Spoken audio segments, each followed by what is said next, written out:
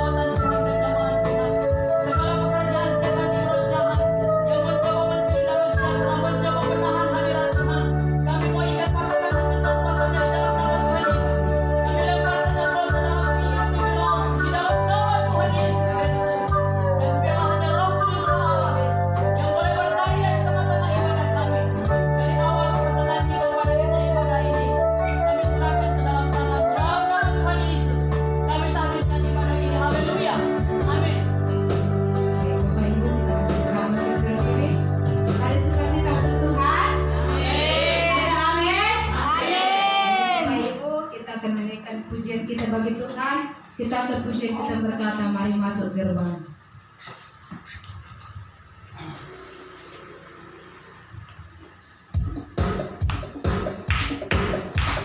Hanya kita untuk kami bagi Tuhan.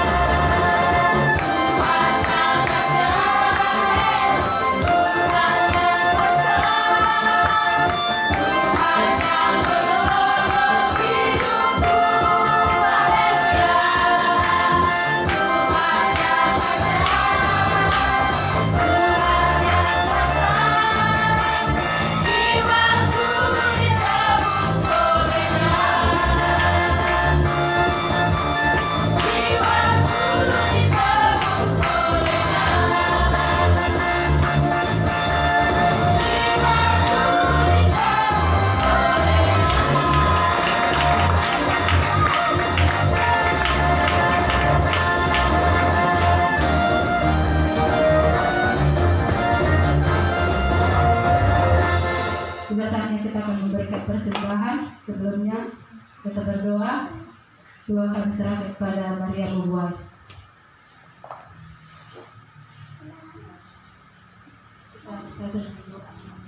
Terima kasih Bapak dan bersyukur kepadamu. Muliakan nama Tuhan.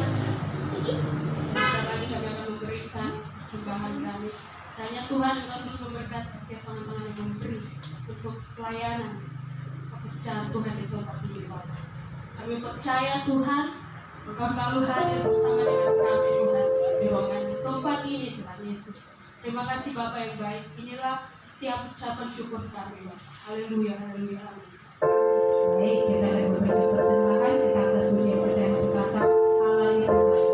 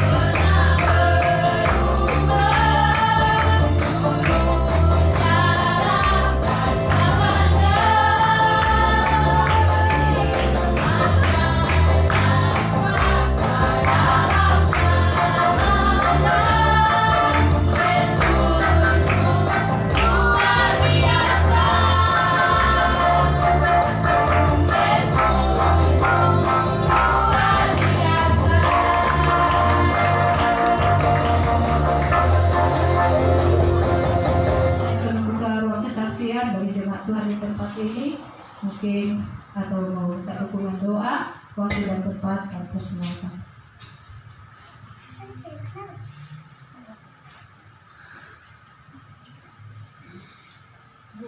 Baik, kalau tidak ada, kami yang kita percaya kita semua diberkati Tuhan. Amin. Amin.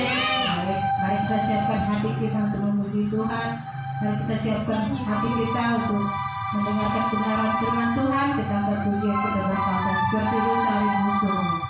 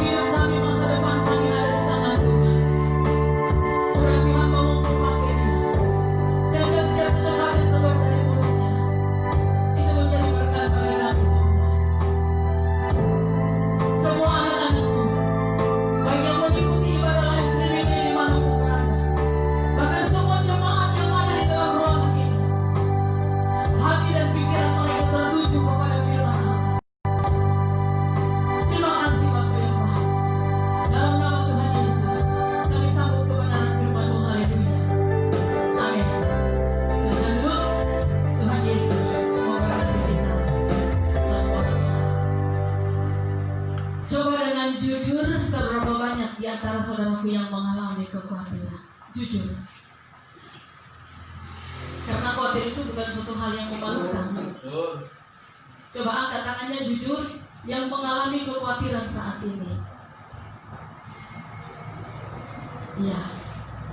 Tetapi firman Tuhan berkata supaya kita menyerahkan khawatir kita itu kepada Dia.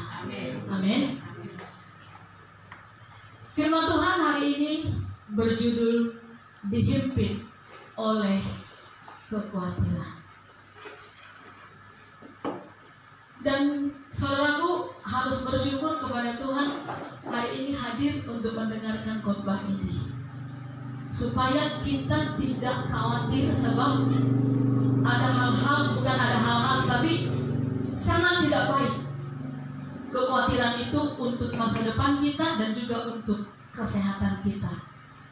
Mari kita buka di dalam Mazmur 55 ayat 23. Mazmur 55, satu ayat saja. Semuanya kita bangkit berdiri. Mazmur 55 ayat 23. Semua bangkit berdiri kalau sudah dapat. Sama-sama kita baca satu ayat ini.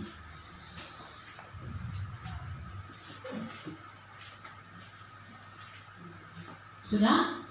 1, 2, 3. Serahkanlah khawatirmu kepada Tuhan, maka Ia akan memelihara engkau. Tidak untuk selama-lamanya dibiarkannya orang benar itu goyah. Amin. Silakan dulu. Khawatir ini berarti karena tidak percaya. Khawatir disebabkan oleh karena tidak percaya dan oleh karena tidak ikhlas. Saya ulang, khawatir karena tidak percaya dan karena tidak ikhlas. Tidak ikhlas menerima segala keadaan yang terjadi. Suatu ketika kami masih di Nabire, saudaraku, Mama Jire ini sakit. Lalu saya bawa berobat ke puskesmas.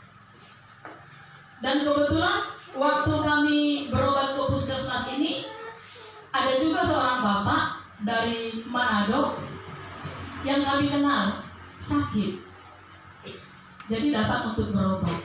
Jadi kami datang itu sangat tempo sekali, sehingga orang yang mendaftar belum terlalu banyak, dan ruang tempat untuk membawa hasil kita mendaftar itu pun penjaganya tidak ada.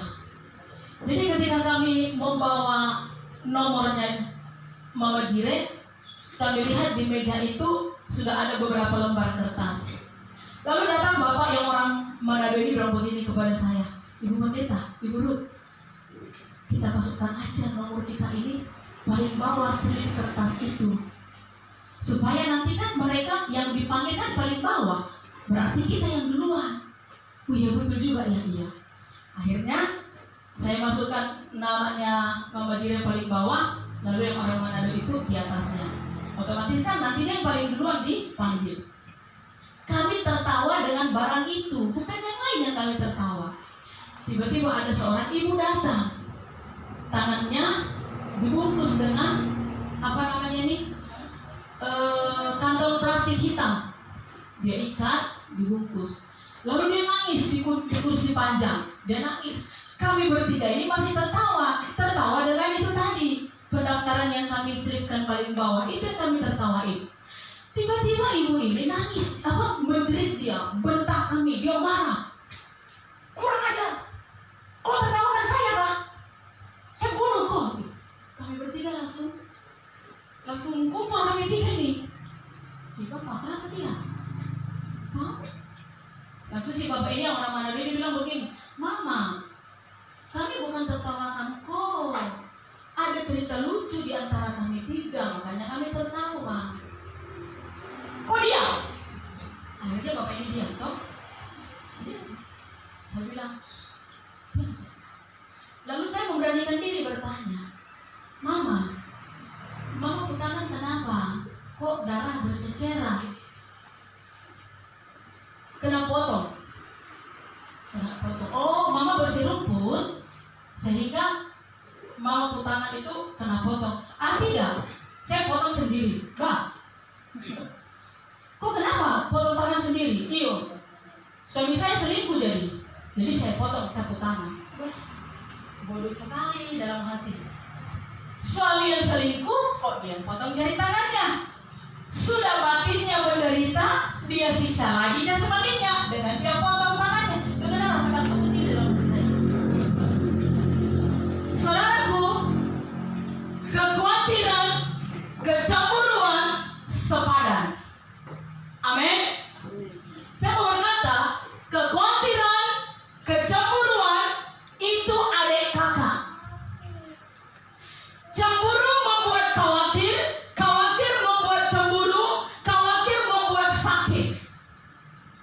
Itu sebabnya tadi dikatakan di dalam Mazmur 55, serahkanlah khawatirmu kepada Dia, sebab Dia yang memelihara hidup kita ini.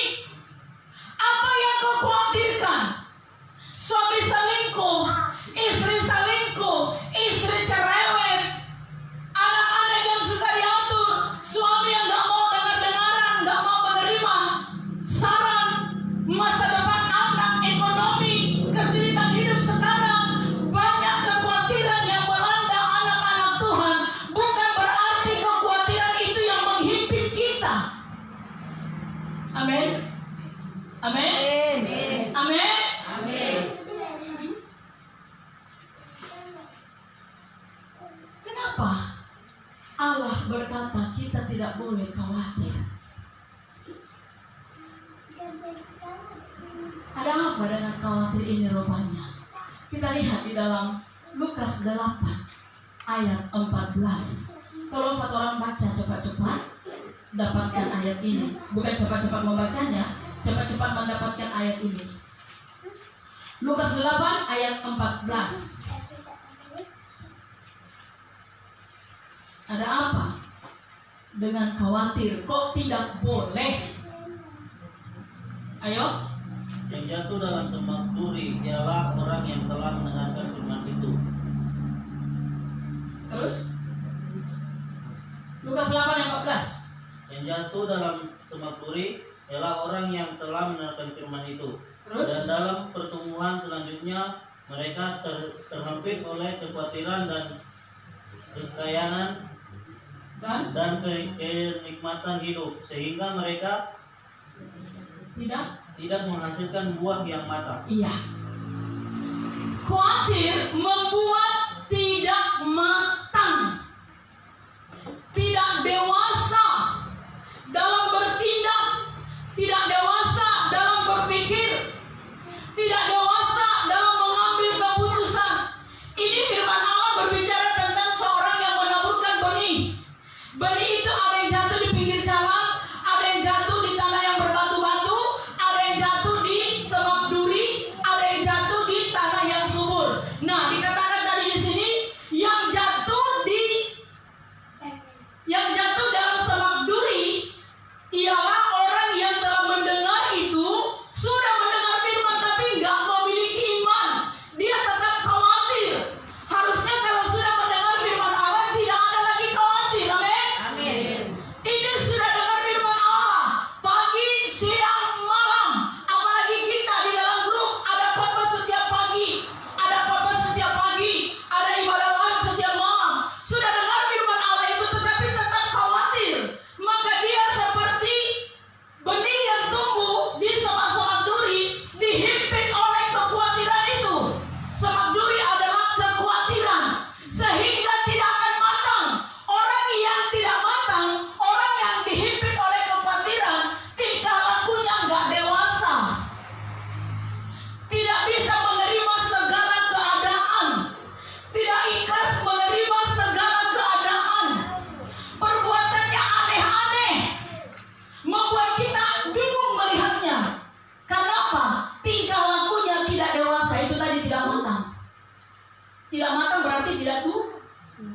tua, bukan tumbuh. Tidak tua. Ya. Jadi supaya kita dewasa, buang itu rasa khawatir. Amin. Amin. Amin. Lita bilang begini kepada saya minggu kemarin kah? Atau dalam beberapa hari yang lalu kah? Dia bilang, Mama, kenapa ya nomor rekeningmu dalam 1 bulan banyak kali orang yang kirim uang? Kenapa? Karena saya tidak pernah khawatir apa yang akan saya makan dan minum. Saya nggak pernah khawatirkan itu. Kenapa? Saya umat ciptaan Tuhan, tidak mungkin saya dibiarkan Tuhan mati kelaparan. Karena yang saya kerjakan adalah firman-Nya.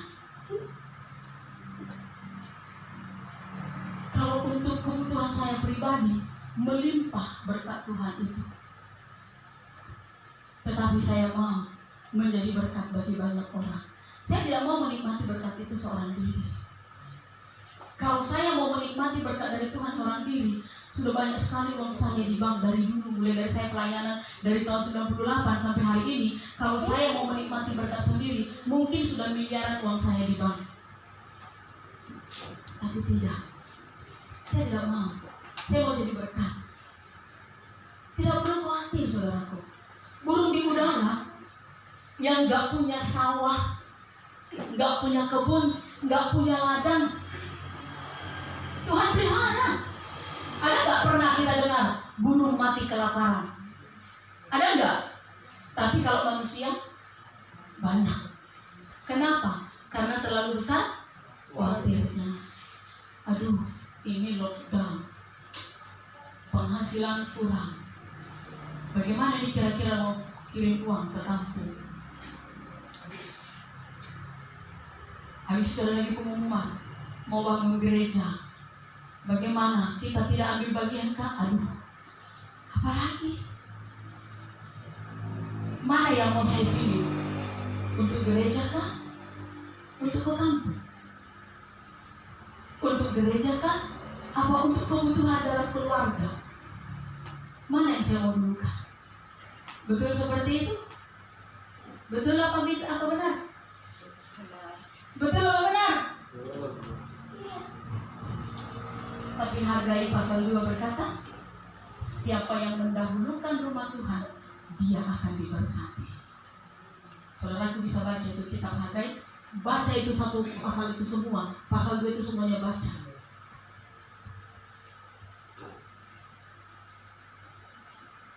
Jadi orang yang khawatir tidak dewasa rohaninya, nggak matang, nggak dewasa rohani. Yang kedua, orang yang khawatir, lihat di dalam Lukas 10 ayat 41. Satu orang baca. Lukas 10, tidak jauh dari pasal 8 tadi. Ayat 41.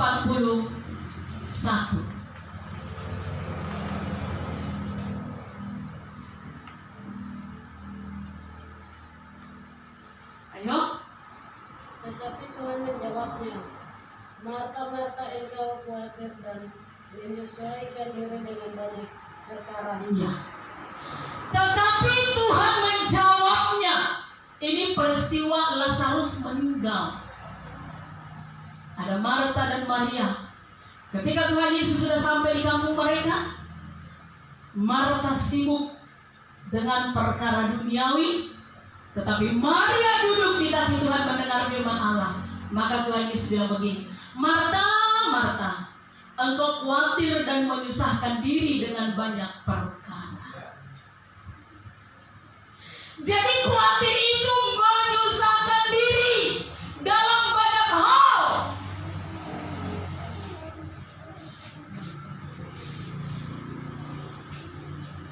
Khawatir itu bikin kita menderita dalam banyak hal.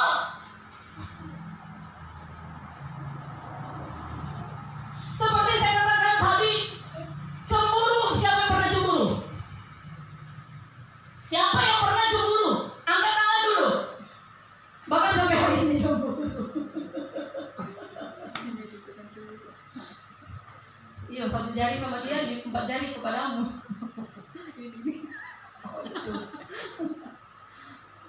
bahaya. Kalau cinta, kalau sayang, kalau mengasihi tidak karena firman Tuhan yang bilang kok di dalam 1 Korintus 3:13, kasih itu nggak cemburu. Orang yang pernah mengalami cemburu, sakitnya tuh di sini dan di sini. Sakitnya tuh di sini, di dalam hatiku, di dalam kepala. Betul? Betul tidak? Betul tidak? Menggigit giginya sendiri. Orang yang cemburu tersiksa batinnya. Orang yang khawatir tersiksa batinnya. Orang yang khawatir tersiksa jiwanya. Nggak tenang pikirannya, nggak bisa tidur.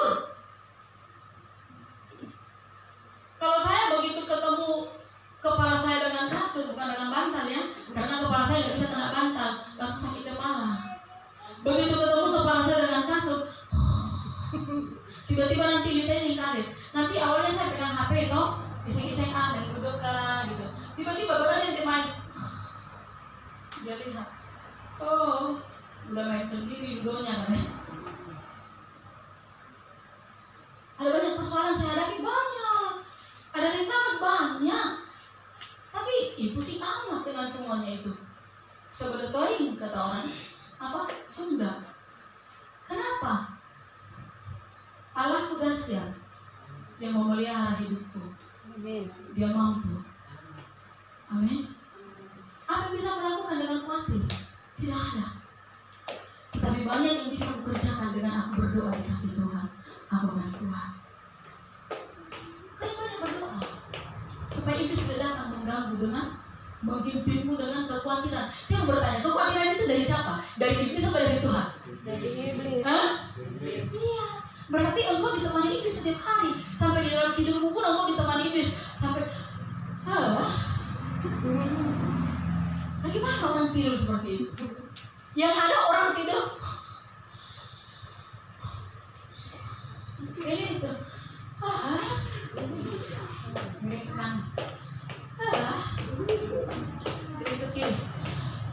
padahal itu masa tidur. Pernah tertawa itu.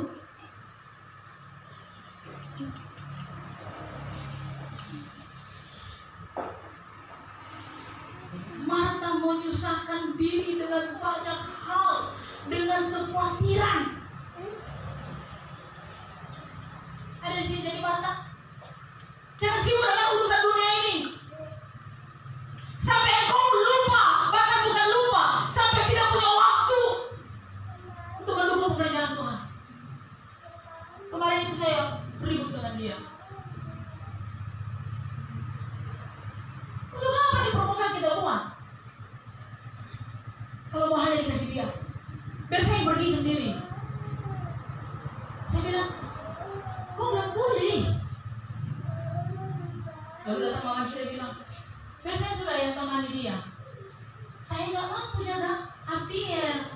Kalau usia saya masih seusia waktu dia masih bayi seperti Abiel, boleh. Saya masih punya tenaga kuat. Sekarang udah nggak punya. 10 menit saja saya gendong, tangan saya udah kesemutan. Kata Bapak Jina lagi nggak mau tinggal diam. Ya sudah ibu, biar saya temani Lita. Kami pergi ke Jayapura, tapi baku ganti untuk bawa motor. Karena dia juga orang fit. Bagaimana sama-sama penyakitan kalau udah mau pergi? Sampai di mana kalian berdua? Lalu untuk apa ini proposal? Tidak ada yang membawa. Bisa datang berkat dari Tuhan kan? Oke, memang kita berdoa. Tapi kalau kita nggak jalankan, bagaimana mau datang? Tidak mungkin saya suruh pergi orang yang nggak sehat. Oh ya sudah, Bapak Jiri, kau pergi sudah. Nanti kamu dua aku ganti bawa motor. Nah di sendiri juga masih bahaya. Bayangkan yang batuk-batuk membenci yang batuk-batuk. Yang di depan nanti datang di belakang, ya jadilah. Nggak tahu sampai di mana orang dua.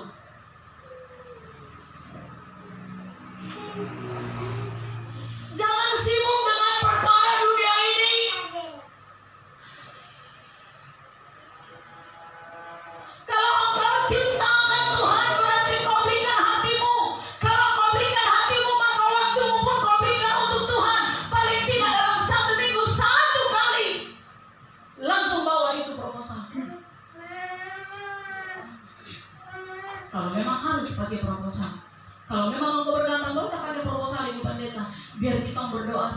kita bikin doa berantai setiap hari. It's okay, puji Tuhan. Tapi ini waktu untuk berdoa kita nggak ada karena sibuk dengan perkara dunia ini. Waktu untuk bawa proposal apa lagi? Karena waktu untuk berdoa kan paling hanya butuh waktu satu jam. Untuk bawa proposal berjam-jam. Akhirnya bagaimana? Saya hanya menangis saja di kaki Tuhan. Tidak mungkin saya paksa jemaat. Tidaklah hak saya untuk paksa. Tuhan saja tidak mau Memaksa. Iya. Siapa yang tergerak hati? Siapa yang terbeban?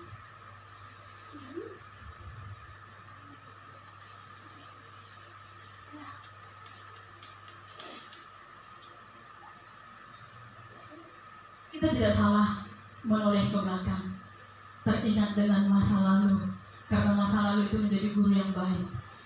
Ketika saya pelayanan penggembalaan di Panipahan, saudaraku, enak sekali saudaraku. Bayangkan tahun 98 itu saya mulai penggembalaan, saudaraku. Sampai tahun 2005 saya tinggalkan Panipahan. Saudara mau tahu enggak? Kami persembahan mulai dari hari Selasa sampai hari Minggu. Hari Senin saja tidak ada ibadah. Bayangkan hari Selasa 2 kali persembahan, Rabu 2 kali, Kamis, Jumat terus 2 kali, hari Minggu ibadah raya 5 kali tanpa kolektor. Sampai hamba Tuhan yang saya panggil datang untuk pelayanan, dia bingung. Ibu pendeta, tidak salah kan persembahan itu sampai 5? Lain lagi ini. Alah, kami di kota saja, jangankan 6 kali, 2 kali saja sudah menggerutu. Saya katakan, puji Tuhan tidak. Mereka sukacita memberi. Jadi bayangkan itu 6 kali toh, satu kantong ini bukan 30.000, tidak. Pada waktu itu paling sedikit 100.000, paling sedikit. Persembahan untuk apa saja?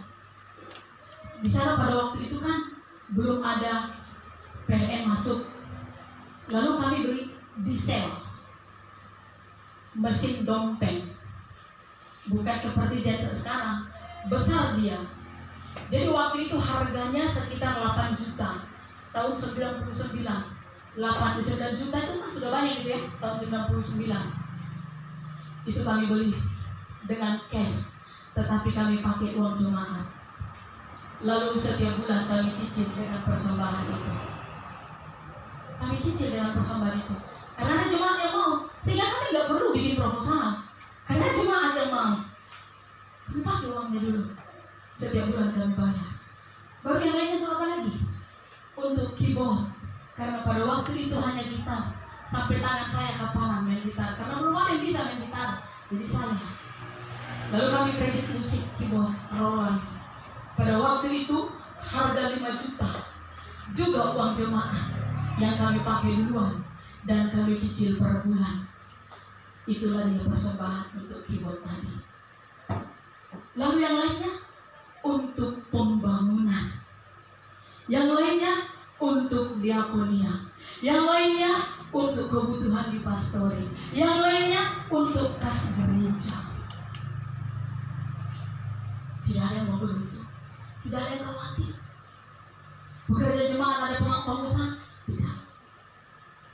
Mereka hanya bekerja sebagai penjual di pasar.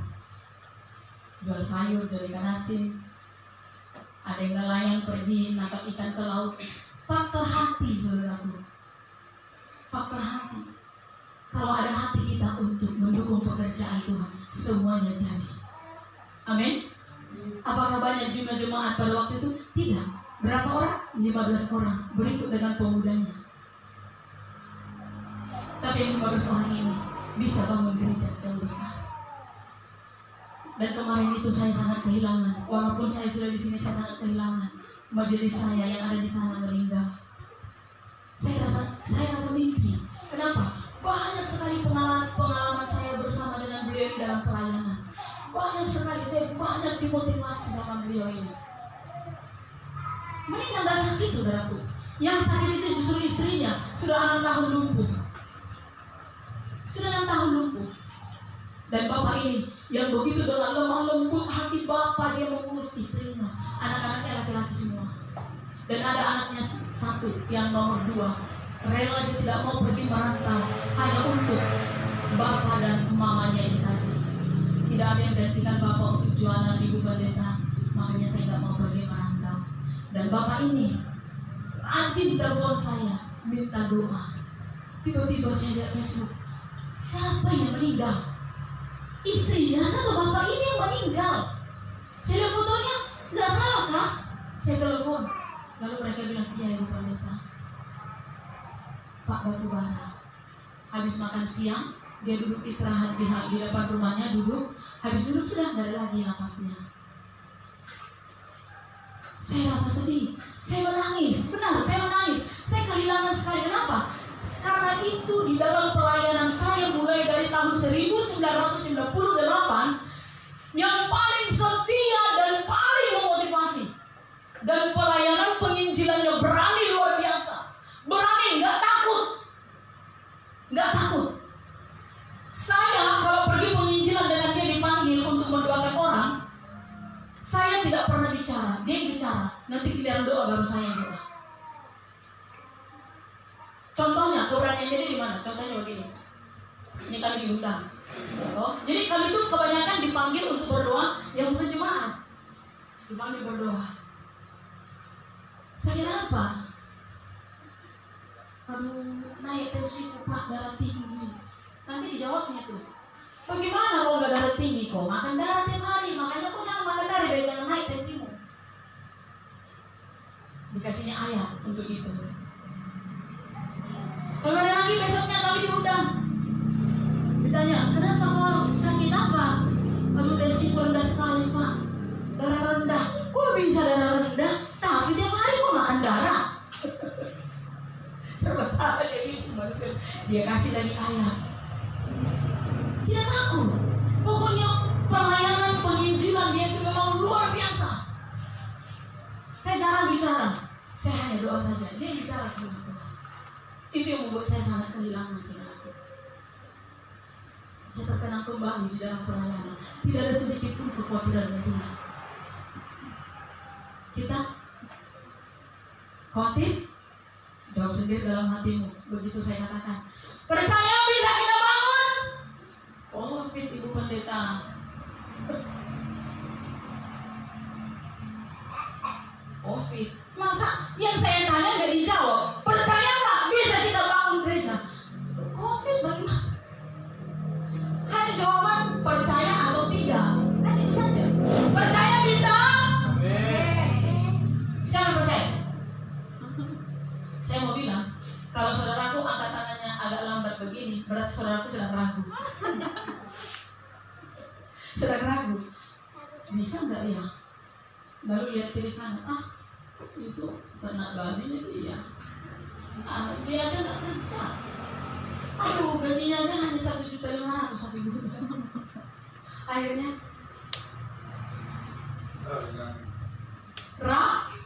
kalau nggak ragu, percaya? Percaya.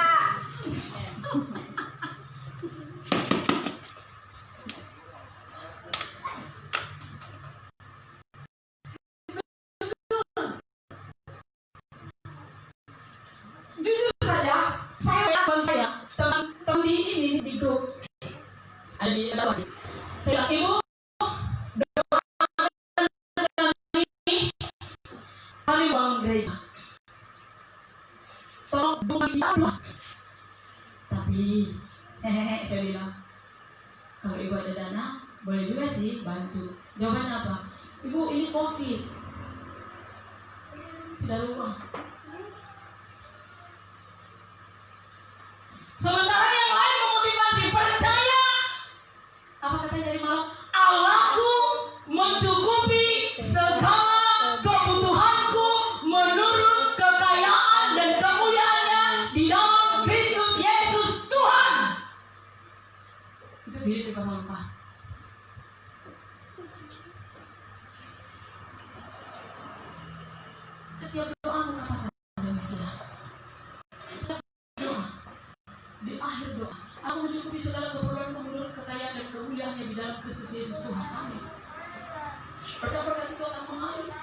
utara, timur, selatan, barat.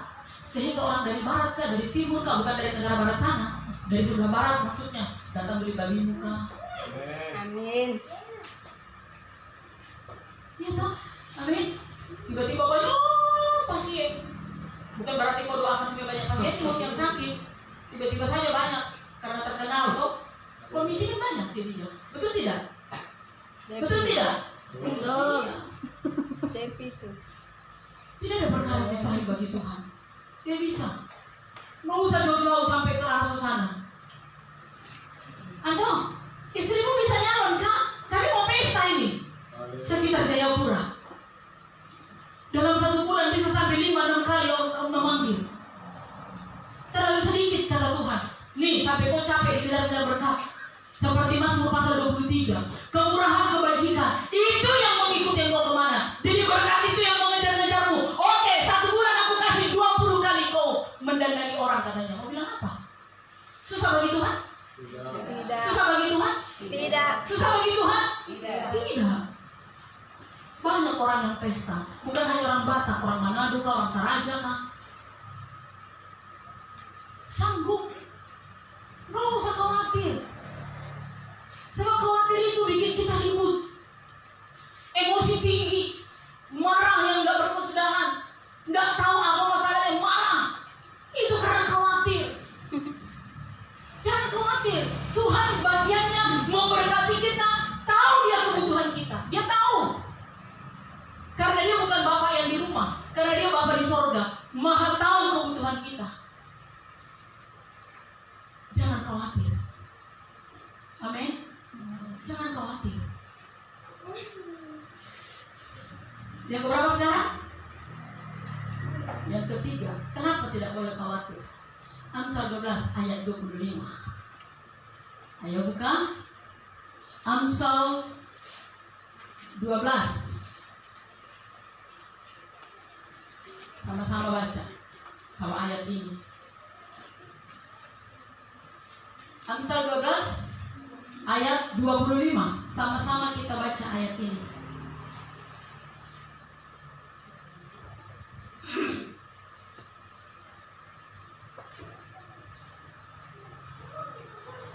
Sudah dapat? 1, 2, 3. Kekhawatiran dalam hati membungkukkan orang, tetapi perkataan yang baik menggembirakan dia. Iya. Kekhawatiran bikin apa? Bikin apa? Bikin bungkuk.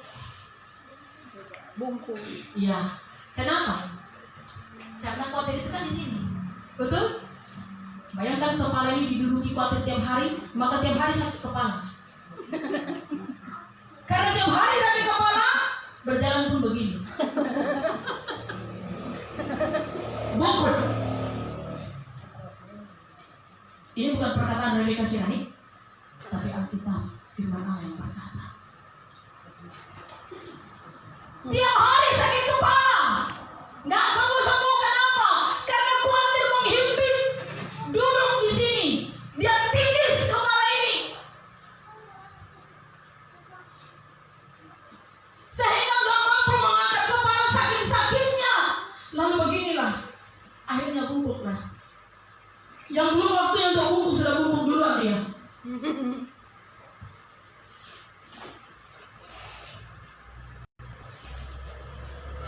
Belum nenek-nenek masih usia di bawah 30 udah begini nanti.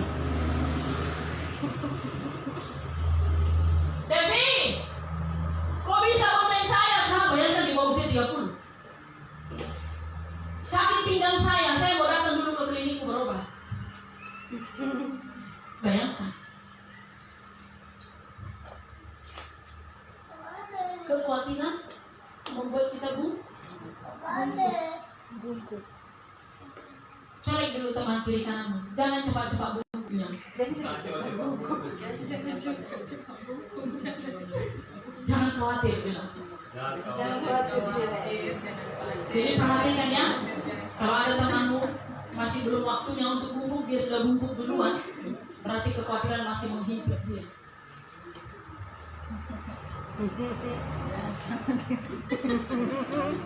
Ya toh? Kenapa? Tertawa betul. Khawatir? Dia bilang saya bungkuk-bungkuk datang di klinik nih. Iya. Iya memang betul. Bungkuk-bungkuk. Lama-lama nanti bungkuk yang sesungguhnya. Saya saja masih tegak begini kok. Nanti bulan 2 sudah 53 usia saya. Haleluya. Masih tegak. Kalau saudara-saudaraku dikasih oleh Tuhan Yesus, ya sudah.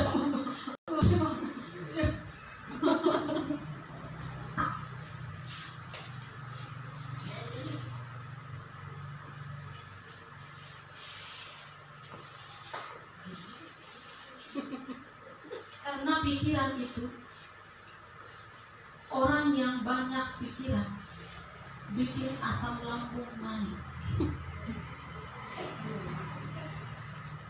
Saya mau bilang, orang yang terlalu banyak khawatir, orang yang terlalu banyak mikir, asam lambung naik. Tahu kenapa? Tahu kenapa? Nanti tanya dokter deh. Pikiran itu tempat duduknya di lambung. Betul tidak? Tidak. Jangan sampai orang yang bagian kesehatan ini pun nggak ngerti juga. Saya mau kasih tahu. Pikiran itu tempat duduknya di lambung. Dengar itu deh.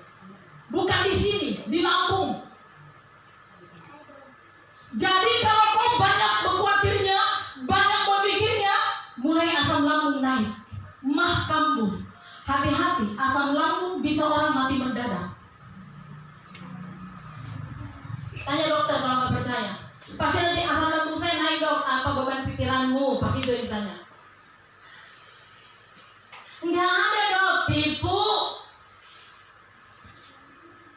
Asam lambung saya naik dok. Kau sakit hati sama siapa? Nggak ada dok, tipu.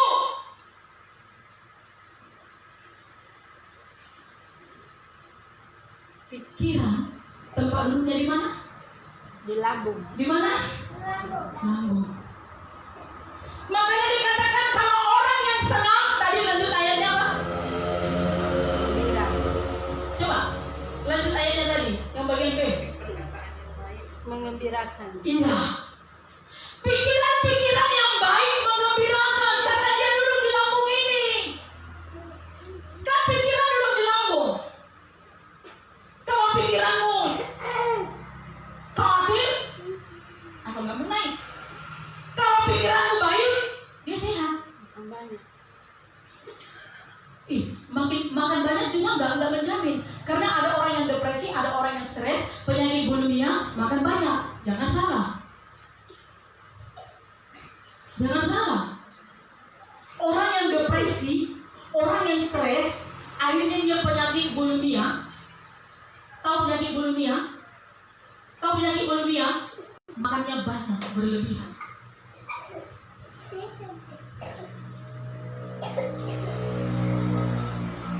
Yang pasti adalah ketika kita pikirannya tenang, semuanya akan sehat. Amin. Amin. Semuanya akan sehat. Yang keempat, kita lihat Amsal 25 ayatnya yang ke-26.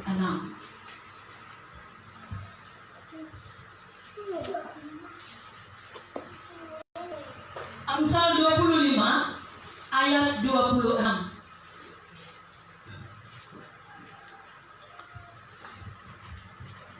Sudah dapat?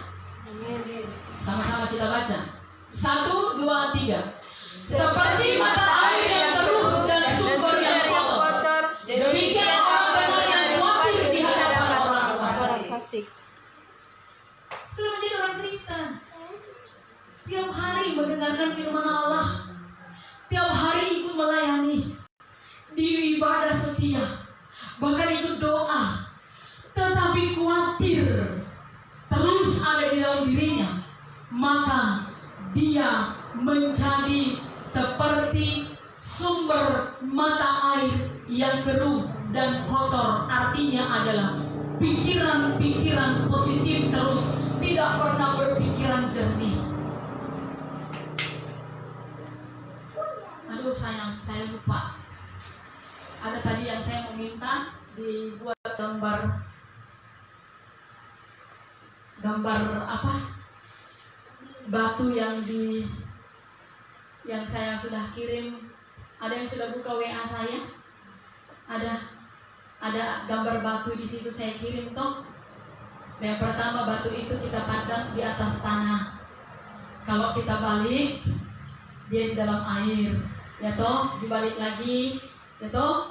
Nah, artinya adalah orang yang jernih pikirannya, sudut pandang mana yang engkau pakai memandang, maka itulah yang terjadi. Jika sudut pandangmu jernih, jika engkau memandang dari positif, maka akan terjadi positif. Tapi jika engkau memandangnya dari sudut pandang negatif, maka akan terjadi yang negatif. Itu maksudnya. Ngerti? Ngerti nggak ayat ini tadi? Ngerti? Coba ulang baca satu kali lagi.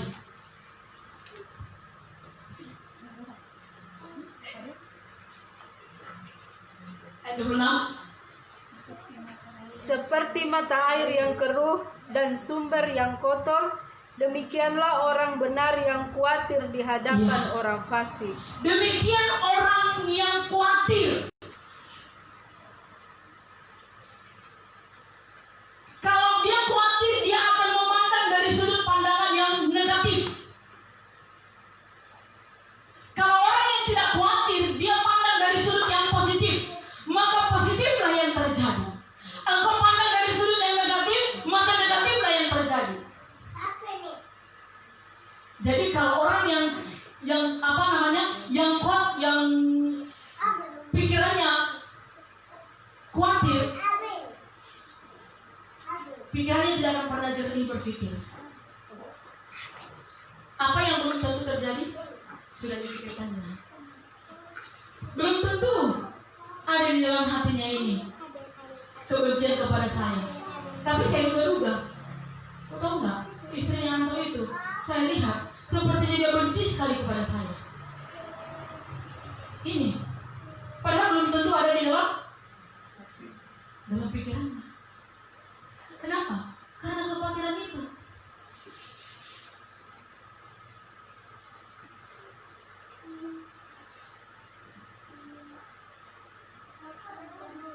Saya nggak mau ke Papua. Kenapa? Saya lari di sana. Orang yang masih di Medan belum nyampe ke sini kok udah khawatir duluan. Ya betul. Sampai di sini kena malaria. Karena belum nyampe di sini udah khawatir duluan dia. Hari esok lain kesusahannya. Maka pikirkanlah untuk hari ini. Jangan pernah merangkak-rangkakan hal yang buruk. Jangan pernah merangkak-rangkakan hal yang buruk tentang pikiran orang lain yang belum tentu pikirannya itu seperti yang kau pikirkan. Pikirkan yang baik, pikirkan yang positif, maka itu akan terjadi. Terima keadaan, ikhlas menerima semuanya. Sekalipun engkau tersakiti, sekalipun engkau disakiti, sekalipun engkau dibenci, engkau dikata-katai, terima dengan sukacita, dengan ikhlas, dengan rela. Amin. Amin. Apalagi namanya memberi, beri dengan sukacita, beri dengan ikhlas. Amin. Beri dengan ikhlas. Kalau kau mau beri dengan ikhlas, tidak ada sungguh-sungguh. Kenapa? Memberi ini pekerjaan yang sulit untuk dilakukan. Betul tidak? Coba angkat tangan yang mengakui memberi itu adalah suatu pekerjaan yang sulit untuk dilakukan. Yang setuju angkat tangan. Berarti gampang saudaraku melakukannya? Gampang. Buktinya apa? Kebanyakan kosong kok ini. Ya kan? Betul tidak? Kebanyakan kosong ini. Satu kantong ini isinya berapa kalau dihitung? 15.000. Katanya nggak susah memberi. Buktinya ini kebanyakan kosong. Paling nanti ini berisi dia 4 bulan 1 kali.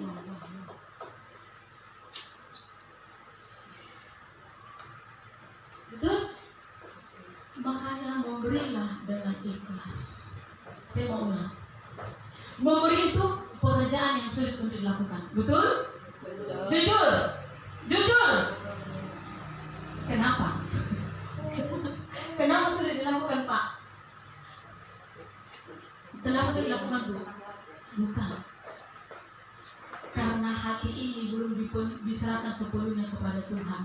Kalau sudah diserahkan hati ini sepenuhnya kepada Tuhan, tidak ada lagi khawatir. Masa aku kembalikan 100.000 sehingga 900.000 dari hasil gajiku nggak cukup nanti lah, bayar air, bayar PLN, bayar tagihan yang lain, lalu beli beras mana? Betul? Tapi kalau sudah memberikan hati sepenuhnya kepada Tuhan, ikhlas memberi kepada siapapun, apakah itu orang yang menyakiti, apakah itu orang yang memfitnah, apakah itu orang yang membenci, sekalipun dia orang yang pelit tidak pernah memberi kepada kita. Firman Allah berkata, berilah. Amin. Amin. Amin. Ikhlas. Kalau kau tidak ikhlas, kau bersungguh-sungguh sesudah kau beri. Percuma saja kita memberi kepada dia. Toh juga dia tidak ingat. Percuma saja kita beri kepada dia. Jangan buat pemberianmu itu tidak ada hasilnya.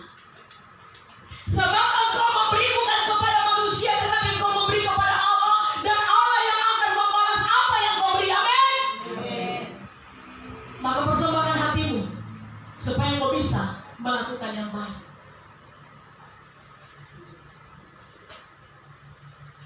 Orang yang khawatir cenderung putus. Orang yang khawatir cenderung putus asa. Kalau sudah putus asa, apa yang terjadi? Hidup sedang mati tak mau. Jantungnya berdetak-detak terus. Berdebar-debar jantungku ini loh. Kenapa? Ada penyebabnya.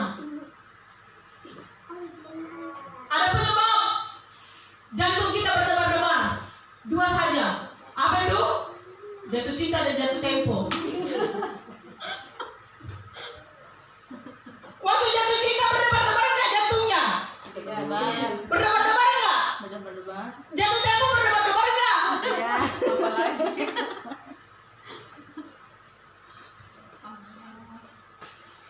Saya bisa mengatakan ini karena pernah semua saya alami.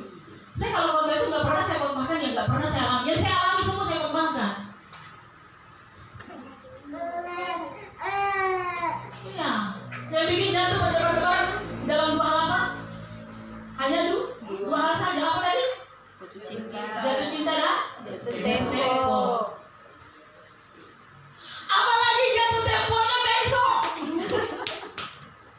Besok Senin jatuh temponya Ibu Pendeta.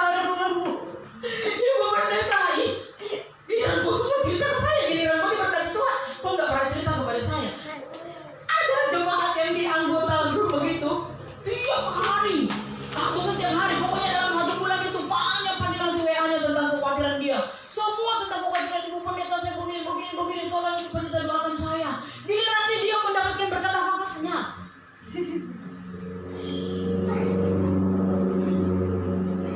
Coba kayak bersaksi, Ibu Pendeta, oleh karena saya didoakan, saya dapat ini. Saya mau berkata, itu orang nggak tahu syukur. Kenapa? Keluhan terus. Karena belum pernah saya membaca kesaksian dia tentang mujizat Tuhan. Yang ada sejak dia saya kenal di WA. Keluhan terus yang ada, keluhan terus.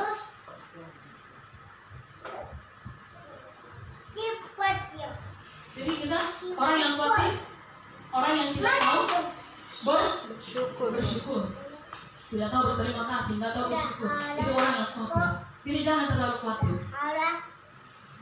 jangan putus asa. Orang yang putus asa hati-hati, bunuh diri. Seperti saya katakan tadi, ibu-ibu itu suaminya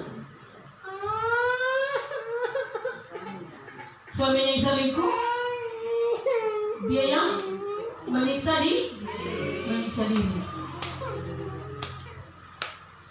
Ada di sini seperti itu? Ada di sini seperti itu? Waktu saya masih di luar di luar firman Tuhan. Jujur saja, saya nggak malu. Waktu saya masih usia 20-an lah, saya pernah bunuh diri. Jujur saja. Jujur saja, pernah. Tetapi saya sangat malu sekali kepada Tuhan. Ini sampai hari ini masih berbekas. Saya potong dengan silet. Itu tahun 93. Ketika itu saya nggak mampu menghadapi masalah yang saya alami. Lebih baik saya akhir saja hidup saya. Saya nggak kuat, saya nggak mampu. Waktu itu saya belum mengerti firman Tuhan, belum mengerti sekali lah. Saya beli silet yang tajam. Saya potong. Bayangkan, sulit sekali untuk putus. Padahal darah sudah ceceran. Habis itu saya mampu. Pernah putus asa.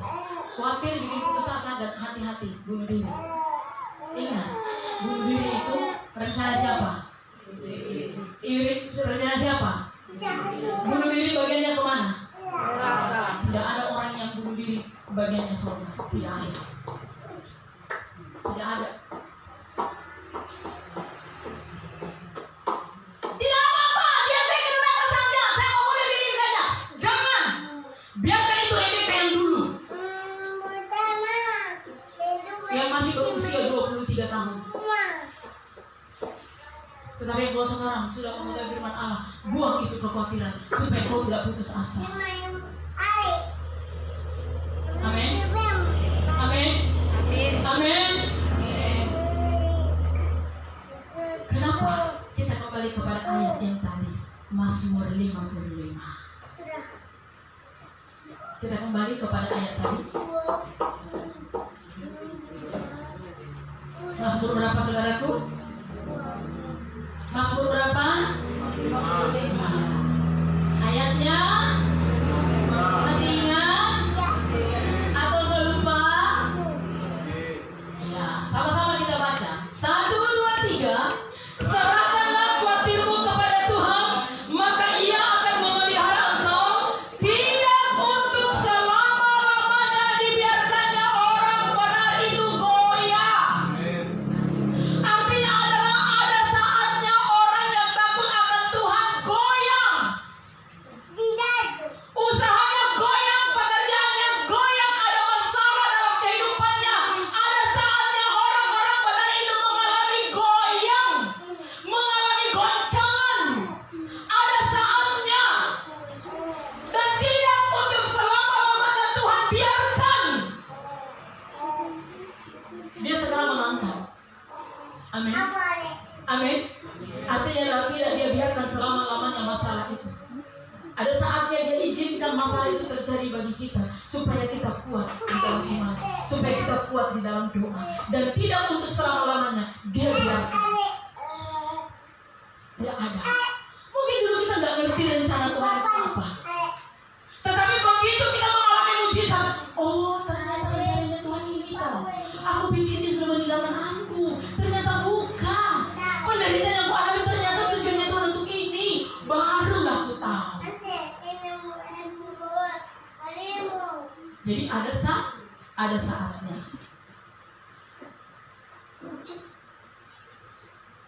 Amin. Amin. Masih goyang, masih goyang. Masih khawatir? Masih khawatir?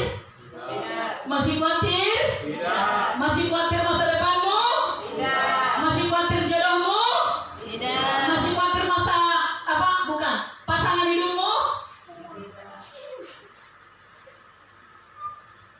Doakan. Berdoa.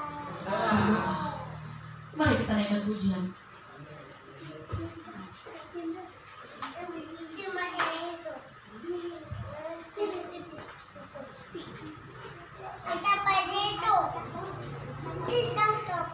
Ditangkap.